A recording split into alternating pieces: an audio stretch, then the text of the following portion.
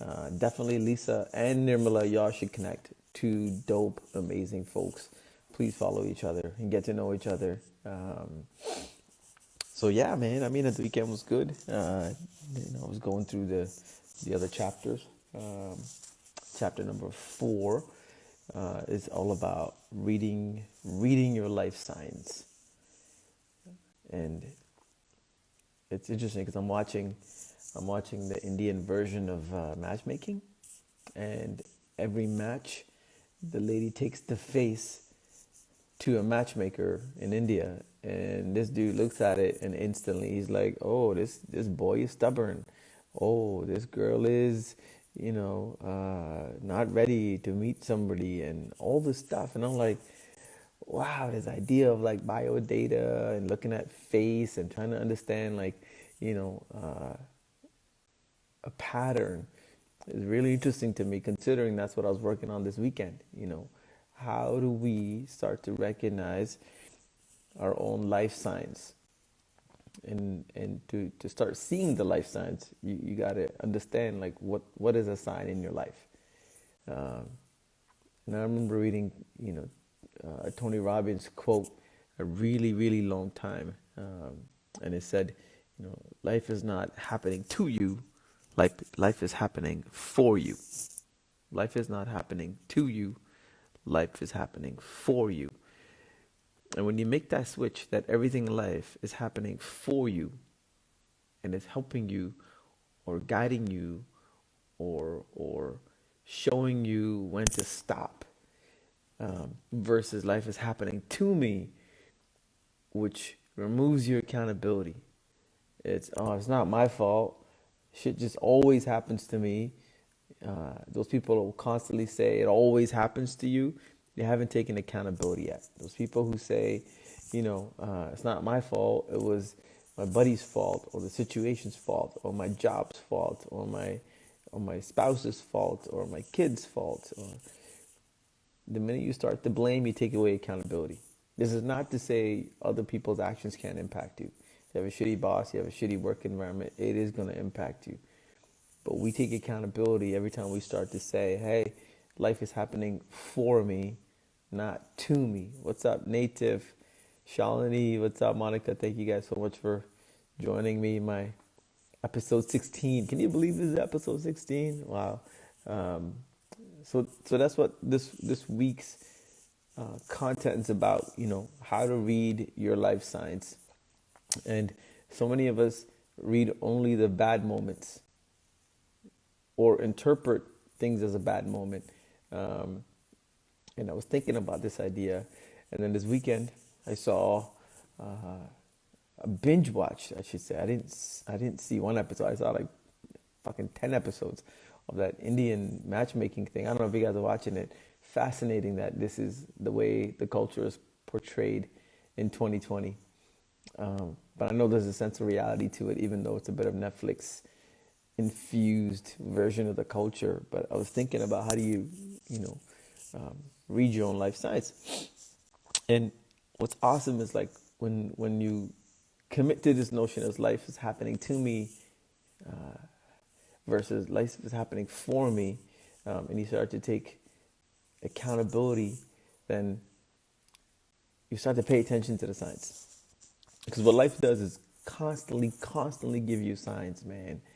And and the signs could be anything from how you're feeling, to your gut, to things that you're reacting to how people react to you, uh, the decisions you make, or the decisions you don't make, which is also a decision. People sometimes believe like, oh, I want to ignore something. I don't want to react to it. Or if I close my eyes, it'll move on. Well, you're still making a decision not to make a decision, right? Uh, and and I live most of my life like that, man. Like, when I look back on my own like life messages now, so much of my early life, my shitty relationship with my dad, or my not so healthy relationship with my siblings, um, they come at you, but I ignore it. I'm like, I'm not gonna make a decision, or I'm only 13, I'll deal with it at 18, or whatever. It's very powerful when you realize when you don't make a decision, you actually made a decision not to make a decision. Trippy, but it is so true. Um, and so I started to really think about like what are some of the things that I'm ignoring, and what was life trying to tell me. And there's so many moments where I could have bridged the relationship with my dad. We went for years without talking, and my gut was like, "Yo, make peace, say what's up, deal with the situation." But I chose not to um, make any decision. So we would go by for, years. Like we're talking 3, 4, 5 years at a time, where we would live in the same house, but we won't talk to each other. We would walk beside each other to the subway in the morning and not engage. Um, and I regret most of that later in life when he got cancer and we were dealing with end of life situations. And I look back and think about all the signs that I ignored, that I could have paid attention to, that would have created a different dynamic with my pops. And even in business, there's so many moments where, like one example I thought of last night when I was documenting is, when I first started my company, I didn't know how to stop working. And stopping to work felt guilty uh, because spending any time away from work, whether it was Michelle when we were dating or by myself, felt like I was cheating on my business, and that I needed to be on all the time. And I'm new to business. I've never been in business before. I'm better than broke, meaning like I could eat McDonald's every other like weekend, but most of the time I'm still eating ramen noodles with like shady, no frills, like hot dogs. And you guys all know the no frills hot dog is not real meat, but you eat it anyways when you're young. Um, Probably one of the reasons why I can't eat a hot dog in life. Like I physically feel disgusted because I ate so much of that weird fake meat for most of my life growing up. Um, but I remember I was working so hard and I never focused on like self-care. And even though like, I can tell like my sleep patterns are off, or I wasn't eating well, or I was distancing myself from people because I was constantly working every single day. And it got to a point where I was living by myself in a condo. I got up one morning, it was like 6:37, it was a Sunday. And I was like, yeah, I'm gonna get up, get to work. I remember going into the bathroom. I remember brushing my teeth, and then I didn't wake up until Monday afternoon. And I had been so exhausted that the act of brushing my teeth and washing my face drained the last bit of energy I had in my system. And I fell and had a massive gash. And for those of you that know, if you meet me in person, you can still probably see like the scar here. And I literally fell, and where God intervened, or life lessons intervened maybe, is my bathroom was just small enough that when I fell this way, the carpet started right over here. So when my body hit the ground, my head actually landed on the carpet, and then the momentum pushed me forward just enough where it scraped the carpet, the rug burn, and there was like a nice gash of like scar here. And I was knocked out. Like my system shut itself down, and I slept like a baby for almost a day and a half. And during that time, like Michelle was freaking out, calling me because it was Sunday and we usually hang out at some point. My mom checks in on Sundays and nothing was there. Um, and I was dead to the world. And I woke up like Monday afternoon and I was like, what just happened? And I get up and I wipe my head and I see blood and I look at my carpet and I look at the mirror and there's like this giant gash. It's like, didn't need any stitches because it was just a skin level. But I remember I was like, wow, like how far did I ignore my signs until it punches you in the face? And that's one of the things I learned where like, if you don't start reading your signs, eventually it gets worse and worse and worse. Because the whole point of science is to trigger yourself into a new action. And there's moments of like my head gash, like throughout my entire life. But from that head gash, I started really paying attention to all these micro details. And the very first thing is to start to listen to your own gut intuition. Because we all know when we feel off. We might not understand it. We might not have a name for it or a way to describe it. But you know when something is off. What you don't know is what to do with that feeling. And which is what we're going to explore this week with my incredible lineup of guests. And every single day, we'll share a little bit about what sign to look for, how to deal with that feeling, how to turn it into a formula so that you can start to pay attention to what to do with it. And then how do you consciously make decisions that impact how you deal with your own life. Again, to reiterate, life is happening for you, not to you. Life is happening for you, not to you. And when you say life is happening to me, you've given up accountability. When you say life is happening for me, you are now a co-pilot in your own life. And the signs become intelligent data points for you to really understand what's happening in your life. And for me, when I started writing this chapter, I started thinking about what's the blueprint I can share. Because I've got a dozen different stories on how my own life signs forced me or didn't force me to make a decision. I'll give you another example. Okay, when I was dating my wife, when I first met her, I didn't want to marry in the culture. I was like, no, I'm not marrying brown. I come from a culture that's really confusing. I don't understand. So I was like, I'm gonna marry out of the culture. And then when I first met Michelle, and those of you know my wife, she's extremely fair. She had blonde hair back then, like black and dirty blonde. Her name is Michelle. She didn't have an accent. And I really thought she was Canadian or Persian or a version of Italian or something. And in my head, I'm like, damn, okay, that's B. Like, she's beautiful. She's not in the culture. And let's go. And it was much later where I realized she was from an Indian family, from Africa, Muslim. Last name is Lada. And it was way too late in the game for like the rational side to kick in because emotionally I was all in, right? Even though the sign was screaming at me going, man, this is going to be a hard path, bro. Your parents already hate you. You're already making all the wrong moves. You just started a company. Now you're going to tell everybody you're in love with a girl who's Muslim. Why do you continue to make these kind of decisions? This was the first time I made a conscious decision to go the opposite way. And that's what's magical, right? When you make a conscious decision, when you're looking for the signs, you get to control the outcome. I could have said, yeah, this feels weird. It feels uncomfortable. I'm going to listen to the voice that said, back out.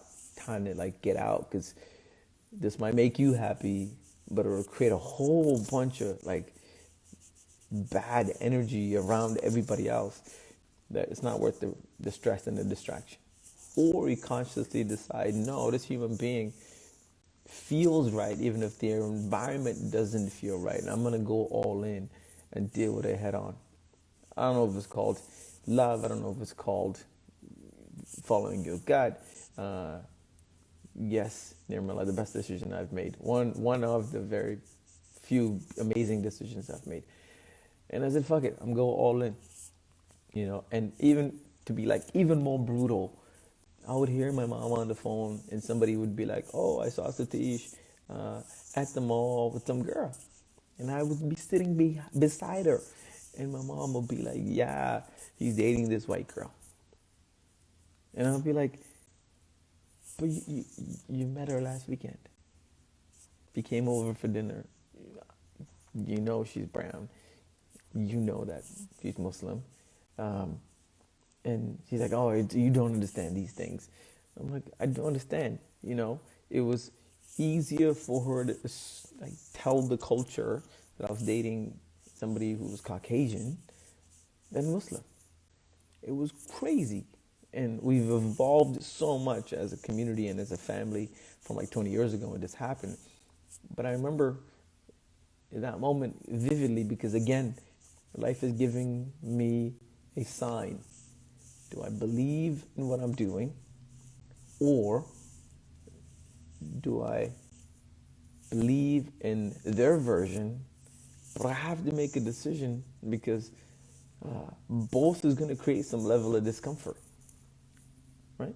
If I choose their version and I'm going to break up with her, there's going to be discomfort. If I stay with her and we pursue a relationship and we want to get married at some point, there's going to be discomfort. Either way, life is happening to me and happening for me at that moment in my head. I'm like, wow. And so signs are all around us, and consciously choosing which sign and how you react is super important. So that's what we're going to share this week with my incredible panel. And then the other thing also is like, how do you build a discipline? You know, your gut instinct is just like any other muscle. The voice that you hear is like any other muscle. You have to start training that muscle. You have to start putting it into your gym, okay? You got to start getting uncomfortable so that you know how to make a decision when everything else feels like it's falling apart. And it doesn't happen naturally. It's just like any other skill. And the more comfortable you are in life, the more we take the easy route out, the more we choose to ignore making tough decisions in life, we're not training our insides to help us. And that's why I tell anybody, I don't care if you have a 9-to-5 job or not, start a side hustle. Something that scares you, something that puts you at the edge, something that teaches you how to train that muscle, something that gets you out of that comfort level. Because that's how you train that thing. Just like, you read books to train your mind, not Netflix. You have to put yourself into areas where your gut has to learn how to react. And along the way, you'll fuck it up. You'll make some mistakes. You'll make some decisions that, when you look back, you're like, oh, I could have done it better. But that's okay. Because what you're doing is you're training this thing for the moments that matter. And if you take anything else from today, and I hope you'll come back every single day this week to listen to an incredible lineup of guests, it doesn't matter how many times it doesn't work for you. It matters when it works. And there are some big moments like starting my company or deciding to sell it or battling cancer or deciding when to get married or fighting through the fact that we're Hindus. Just to continue this love story. And I don't know why I'm sharing so much of my love story today. But we got married at City Hall. And neither her culture or mine would marry us. Like, I went to the temple to walk around the damn fire. And I'm like, bro, there's a fire right there. We're just going to walk around it 7 times. We're good. My mom will be happy. Dad will be happy. The guy's like, no, we can't do that. She's not Hindu.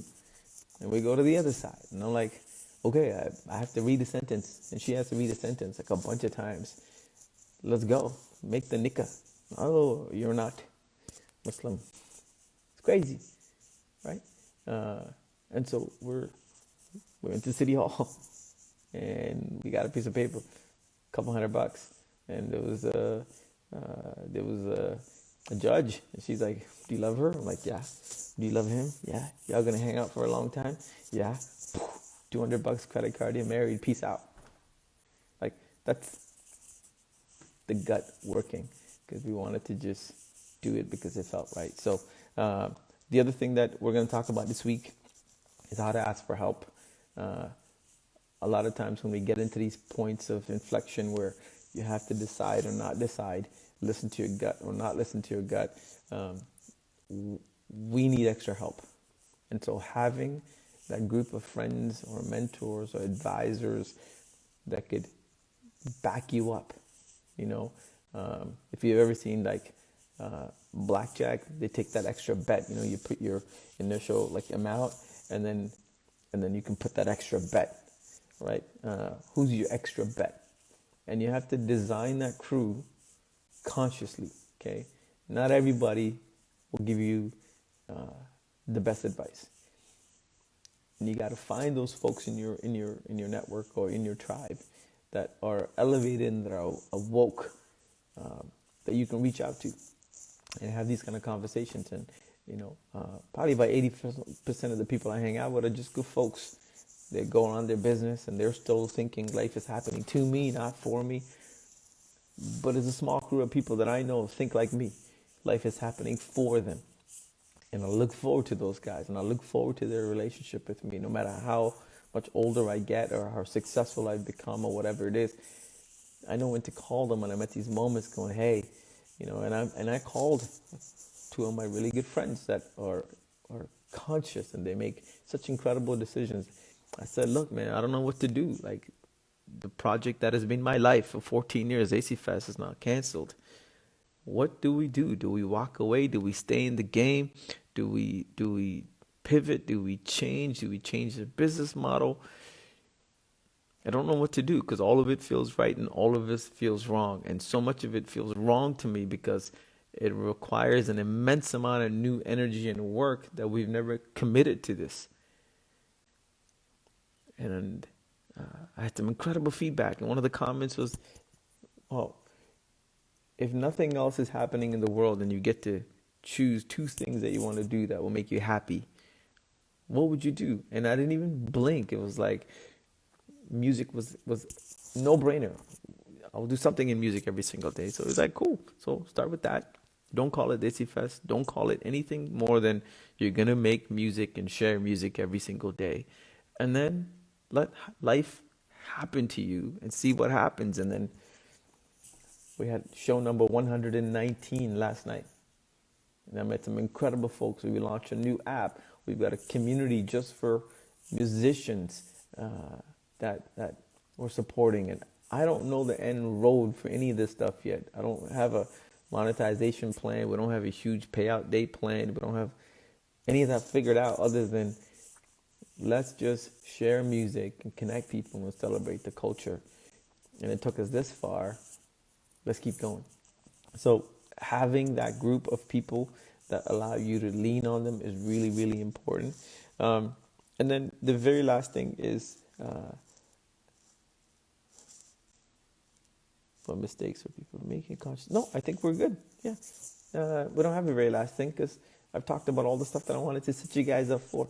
The other thing that we're working on, and feel free to comment below or DM me, but one of the things, we're doing a bunch of things now that we're on week 3. I'll just share it because we have a bit of time. But one big shout out to Nirmala on my team. If you're not following her, please go follow.